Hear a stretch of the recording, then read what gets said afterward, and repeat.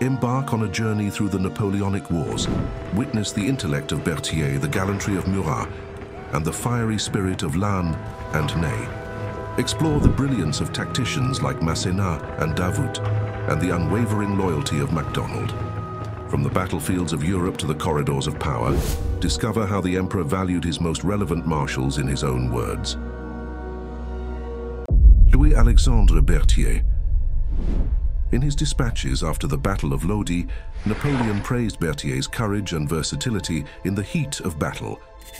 If I were bound to mention all the soldiers who distinguished themselves on that wonderful day, I should be obliged to mention all the carabiniers and grenadiers of the advance guard, and nearly all the officers of the staff. But I must not forget the courageous Berthier, who on that day played the part of gunner, trooper and grenadier. Reflecting on his relationship with Berthier, Napoleon remarked on the unusual bond between them, despite his indifference towards Berthier's personality. How a relation that has the appearance of friendship has established itself between Berthier and me. I do not indulge in useless sentiments, and Berthier is so uninteresting that I do not know why I should care about him at all, and yet when I think of it, I really have some liking for him. Despite his reservations about Berthier's suitability as a commander-in-chief, Napoleon recognized his exceptional abilities as a chief of staff.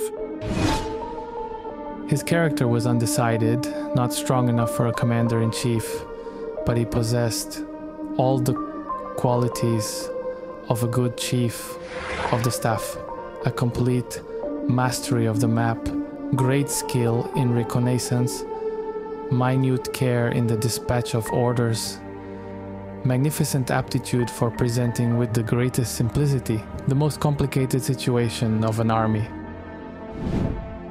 Berthier faced harsh criticism and insults, yet he persevered with unmatched dedication and work ethic. Not only are you no good, but you are in the way. Everything that went wrong was the fault of the General Staff, which is so organized that it foresees nothing. Murat. Following a significant victory in the Egyptian campaign, Napoleon acknowledged Murat's crucial role and recommended his promotion. The victory is mainly due to General Murat. I ask you to make him General of Division. His brigade of cavalry has achieved the impossible. Napoleon didn't hesitate to criticize his extravagant attire. After Tilsit, King Murat arrived with a Polish Guard of Honor and his fantastic uniform. He was met by the biting words of the Emperor. "Go and put on your proper uniform, you look like a clown." Reflecting on the Battle of Waterloo, Napoleon recognized Murat's potential to turn the tide of the battle. At Waterloo, Murat might have given us the victory. For what did we need? To break 3 or 4 English squares, Murat was just the man for the job. Despite Murat's valor in battle, Napoleon assessed his shortcomings in decision-making outside of the battlefield. He was a paladin in the field, but in the cabinet destitute of either decision or judgment. He loved, I may rather say, adored me. He was my right arm, but without me, he was nothing. In battle, he was perhaps the bravest man in the world. Left to himself, he was an imbecile without judgment.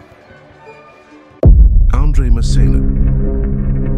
Reflecting on Massena's demeanor, in the chaos of battle, Napoleon admired his composure and effectiveness. Massena was at his best and most brilliant, in the middle of the fire and disorder of battle. The roar of the cannon used to clear his ideas, give him insight, penetration, and gaiety.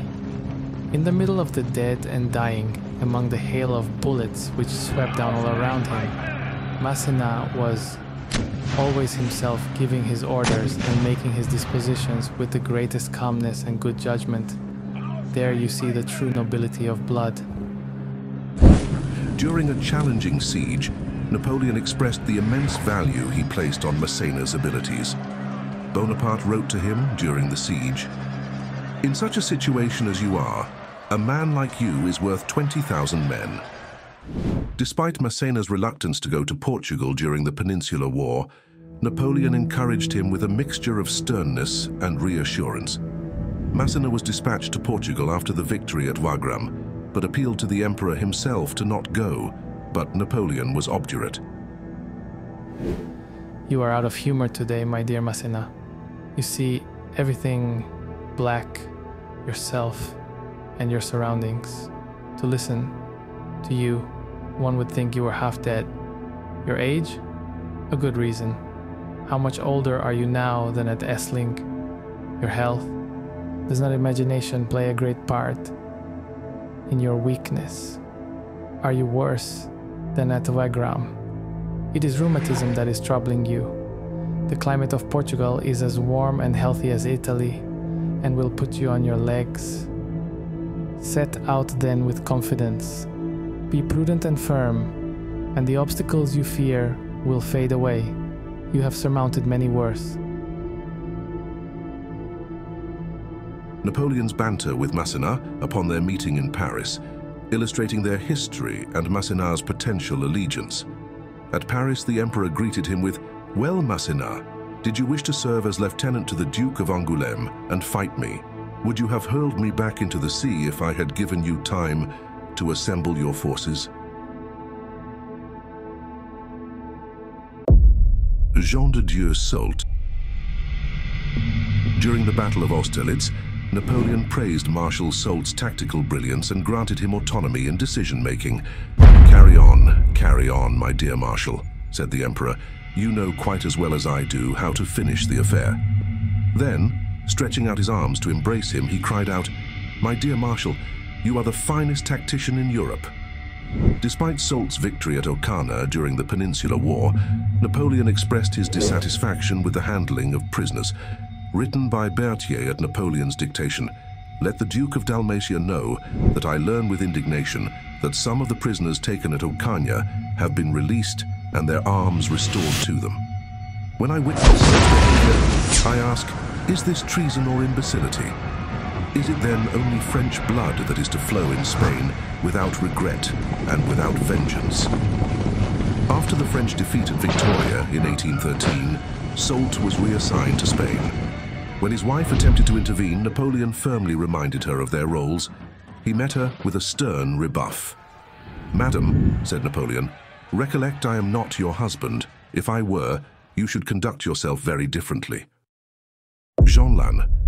Napoleon praised Lannes's exceptional bravery and military acumen, highlighting his calmness under fire and superior generalship.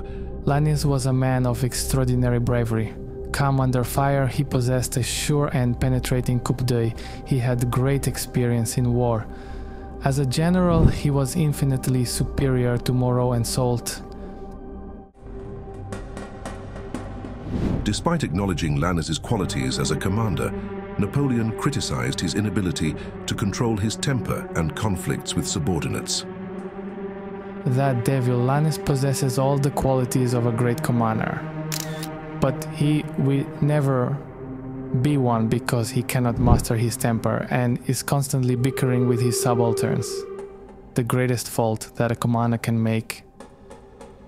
He and Nay were both men who would slit your belly if they thought it to their advantage. But on the field of battle, they were beyond price. Mikk Nay. Napoleon acknowledged the unique challenge of dealing with individuals like Nay, recognizing his clashing personalities and capabilities. Napoleon himself said, "No one knew what it was to deal with two men like Nay and Soult."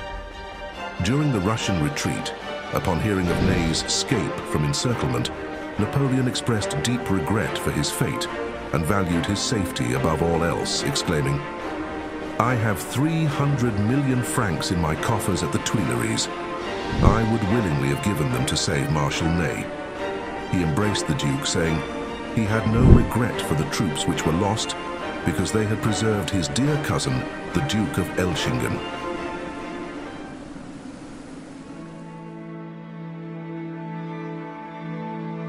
Reflecting on Ney's trial for treason against the king, Napoleon expressed a mixture of regret for his loss on the battlefield, but harsh judgment for his character. Ney only got what he deserved. I regret him as a man very precious on the battlefield, but he was too immoral, too stupid to be able to succeed.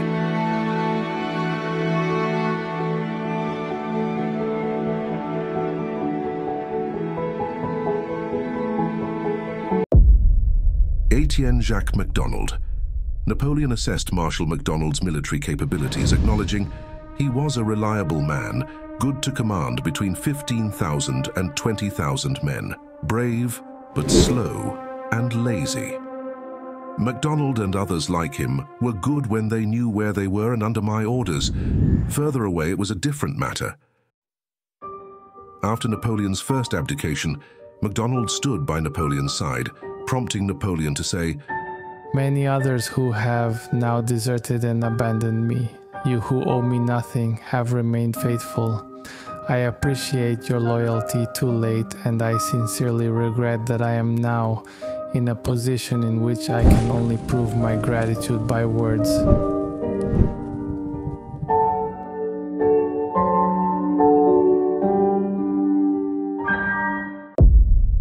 Auguste de Marmont. Napoleon conferred a nomination upon Marmont as Marshal of the Empire, expressing both affection and reservation regarding his suitability for the distinction. Napoleon told him, "I have given you your nomination, and I have great pleasure in bestowing on you this proof of my affection. But I am afraid I have incurred the reproach of listening rather to my affection than to your right to this distinction. You have plenty of intelligence, but there are needed for war qualities in which you are still lacking, and which you must work to acquire. Between ourselves, you have not yet done enough to justify entirely my choice. At the same time, I am confident that I shall have reason to congratulate myself on having nominated you, and that you will justify me in the eyes of the army."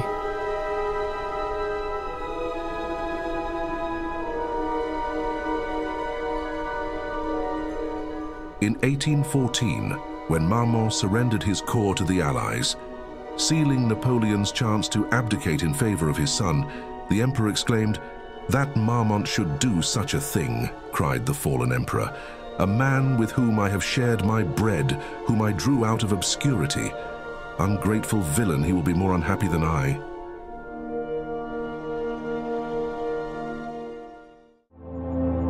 Years later, Napoleon was long gone, and a bitter-sweet moment, an old and frail Marmont looked back on those early days.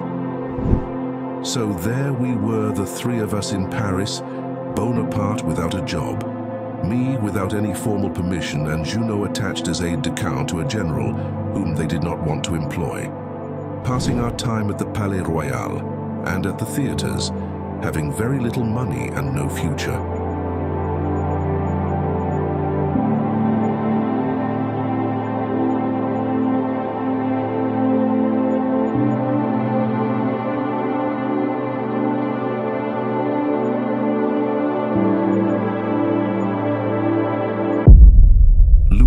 Sushe. Napoleon's preference for Sushe among the generals of France underscores the latter's exceptional abilities and contributions to the French military. Napoleon's remark to O'Meara, "Of the generals of France, I give the preference to Sushe." Before his time, Massena was the first. During the Spanish campaign, Sushe earned his reputation as a superb commander. Napoleon's regret over not having multiple commanders of Suchet's caliber underscores the significance of Suchet's strategic abilities. "It is a pity that mortals cannot improvise men like him. If I had had two marshals like Sushe, I should not only have conquered Spain, but have kept it." Sushe was a man whose mind and character increased wonderfully.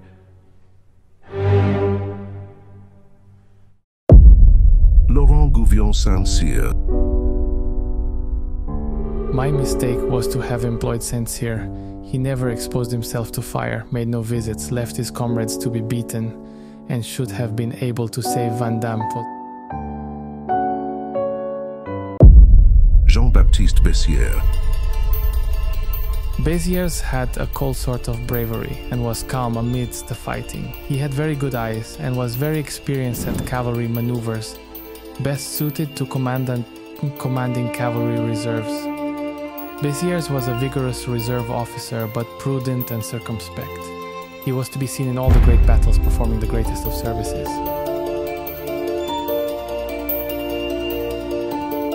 At St. Helena, the great emperor gave his friend a noble epitaph.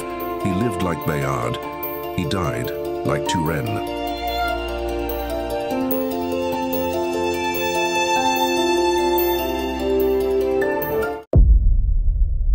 Claude Victor Peran. On 18th of February 1814, Victor arrived too late at the Battle of Montereau. The result was a scene of violent recrimination and his supersession by the emperor, who transferred his command to General Etienne Maurice Gérard.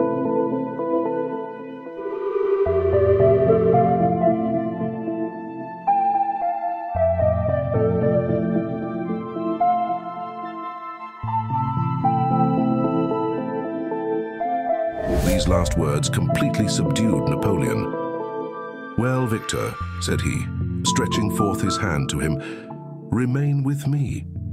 I cannot restore you to the command of your cause, because I have appointed General Gérard to succeed you, but I give you the command of 2 divisions of the Guard, and now let everything be forgotten between us."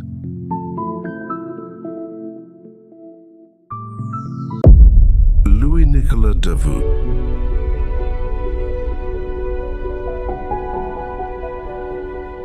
Marshal Davout earned significant recognition for his military prowess, cementing his place in history. "He will have his place in history because of Auerstadt," said Napoleon. While overseeing the Duchy of Warsaw, Napoleon sought a suitable ruler for Poland, indicating his consideration of Davout for the role. When managing the Duchy of Warsaw, Napoleon asked Davout, "How would you behave as a king of Poland?" Napoleon expressed a sense of disappointment during his exile on St. Helena. In St. Helena, the emperor said, "I thought Davout loved me, but he loved only France." Nicolas Charles Oudinot. At Friedland, Oudinot fought alongside Marshal Lannes, participating in the surprise attack on the Russian rear, which ultimately led to their pinned position against the town. From 6 in the evening until 12 the next day, the grenadiers fought with stubborn tenacity. At last the emperor arrived on the field. Oudinot, with his coat hanging in ribbons from musket shots, his horse covered with blood, dashed up to the emperor. "Hasten, sire," he cried. "My grenadiers are all but spent. But give me some reinforcements and I will hurl all the Russians into the river." Napoleon replied, "General, you have surpassed yourself. You seem to be everywhere. But you need not worry yourself anymore. It is my part to finish this affair." When Napoleon regained his throne after spacing Elba, the Duke of Reggio was of different stuff. He had sworn allegiance to Louis XVI at Napoleon's command, but he could not break his oath. On his arrival, the emperor greeted him with the question, "Well, Duke of Reggio, what have the Bourbons done for you more than I have done, that you attempted to intercept my return?" Brave man, but not too bright. He let himself be dominated by his young wife of good family.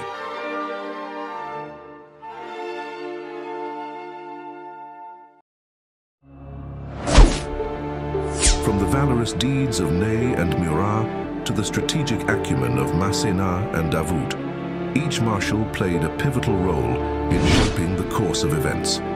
Despite the triumphs and tribulations, their legacies endure, etched in the pages of time as symbols of unwavering loyalty, steadfast determination, and the indomitable will to strive for greatness.